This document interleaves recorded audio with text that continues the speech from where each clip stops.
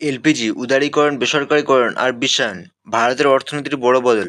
1990-এর দশকের শুরুতে ভারতে একটা বড় পরিবর্তন এলো, যার নাম এলপিজি উদারীকরণ, বেসরকারীকরণ আর বিশ্বায়ন। এই নীতি ছিল অর্থনীতিকে নতুন পথে নিয়ে যাওয়ার একটা বড় প্রয়াস। উদারীকরণ মানে সরকারি নিয়মকানুন কমিয়ে ব্যবসা বাণিজ্যের পথ সহজ করা।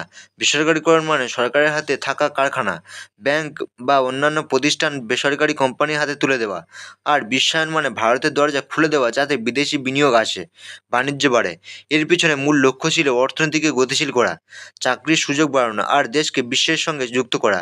কিন্তু এই পরিবর্তন কিভাবে এলো, কি বদলালো আর এর ফলাফল কি হলো? আসুন সহজ সহজ ভাষায় বিস্তারিত দেখি। এলপিজি কেন এলো? 1991 সালে ভারতের অর্থনীতি একটা খারাপ সময় পার হচ্ছিল। টাকা পয়সার সংকট, বৈদেশিক মুদ্রার ভান্ডার শূন্যের কাছে, আর বিশ্বের সঙ্গে তাল মেলানোর চাপ। তখন সরকার বুঝলো যে পুরানো নিয়মে আর চলবে না। আগে সবকিছু সরকার নিয়ন্ত্রণ করতো, কারখানা থেকে ব্যাংক, সবই সরকারি হাতে ছিল। কিন্তু এখন কিন্তু এতে সরকার এ কিন্তু এতে অর্থনীতি ধীরে ধীরে চলছিল। নতুন বিনিয়োগ আসছিল না। তাই এলপিজি নীতি এলো। সরকার পিছিয়ে যাবে, বেসরকারি কোম্পানি এগিয়ে আসবে আর বিশ্বের সঙ্গে হাত মেলাবে। কি বদলালো? এলপিজি এর আগমনে অনেক কিছু পাল্টে গেল। প্রথমে বেসরকারি কোম্পানির জন্য দরজা খুলে দেওয়া হলো। আগে যেসব ক্ষেত্র শুধু সরকারের হাতে ছিল, যেমন ব্যাংক, বীমা, বিদ্যুৎ, সেখানে এখন বেসরকারি কোম্পানি ঢুকলো। এর ফলে বাজারে প্রতিযোগিতা বাড়লো, নতুন সেবা এলো। দ্বিতীয়ত, বাণিজ্যের পথ সহজ হলো। রপ্তানি বাড়াতে ভারতীয় টাকার দাম কমানো হলো। আমদানি রপ্তানির উপর থাকা কড়া নিয়ম শিথিল করা হলো। ফলে বিদেশি জিনিস ভারতে আসতে শুরু করলো আর ভারতীয় জিনিস বিদেশে যেতে লাগলো। শেয়ার বাজারও পাল্টে গেল, বিদেশি বিনিয়োগকারীদের জন্য আকর্ষণীয় হয়ে উঠল। তৃতীয়ত, সরকার নিজের ভূমিকা কমিয়ে দিল। আগে সরকার অনেক খরচ করতো শিক্ষা, স্বাস্থ্য, রাস্তাঘাট, কারখানা চালানো। এলপিজির চাপে এল এলপিজির পর সরকার বলল, আমরা সব করবো না, বেসরকারি কোম্পানি এগিয়ে আসুক। এর ফলে সরকারি খরচ কমলো, অনেক সরকারি প্রতিষ্ঠান বিক্রি বা বন্ধ হয়ে গেল। প্রশাসনের নতুন রূপ। এলপিজি শুধু অর্থনীতি নয়, প্রশাসনকেও বদলে দিল। আগে সরকার সব দায়িত্ব নিত, জনগণের জন্য সেবা দেওয়া থেকে শুরু করে শিল্প চালানো। এখন প্রশাসনের ধারণা বদলালো। এলো নয়া জনপরিচালন নামে একটা নতুন ধারণা।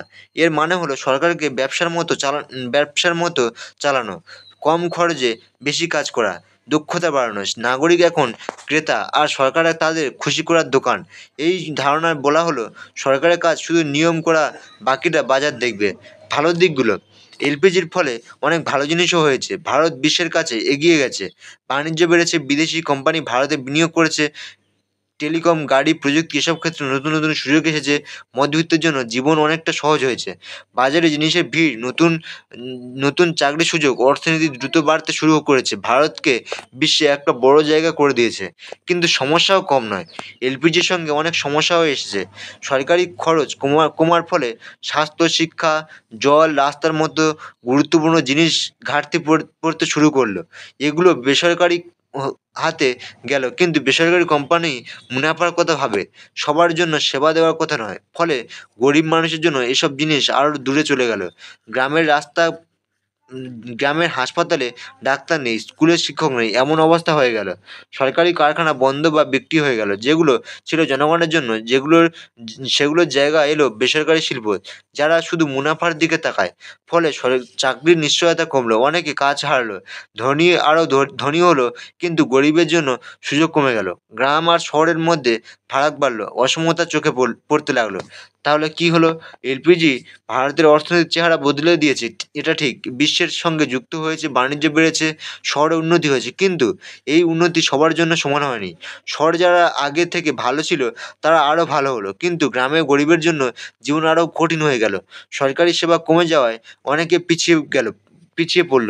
প্রশাসন বাজারের হাতে ছেড়ে দিয়েছে, কিন্তু বাজার সবার কথা ভাবে না। ফলে স্বাস্থ্য, শিক্ষা, পুষ্টির মতো জিনিসে ভারত এখনও অনেক পিছিয়ে। এলপিজির লক্ষ্য ছিল অর্থনীতি বাড়ানো, কিন্তু সামাজিক কল্যাণের ক্ষেত্রে সেভাবে এগোতে পারেনি।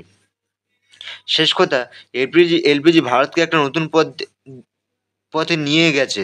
এটা অর্থনীতি বড় বদলের গল্প। বিশ্বের দরজা খুলেছে, বিনিয়োগ এসেছে, বাণিজ্য বেড়েছে, কিন্তু এই পথ চলায় অনেক কিছু হারিয়েছে। সরকারি সেবা কমে যাওয়ায় গরিবের জন্য জীবন কঠিন হয়েছে, ধনী গরিবের ফারাক বেড়েছে। তাই বলা যায় এলপিজি একদিকে সাফল্য এনেছে, অন্যদিকে অনেক প্রশ্নও রেখে গেছে। এই গল্প এখনও শেষ হয়নি। ভারতের চ্যালেঞ্জ এখন বদলের ফল সবার জন্য সমান করে তোলা।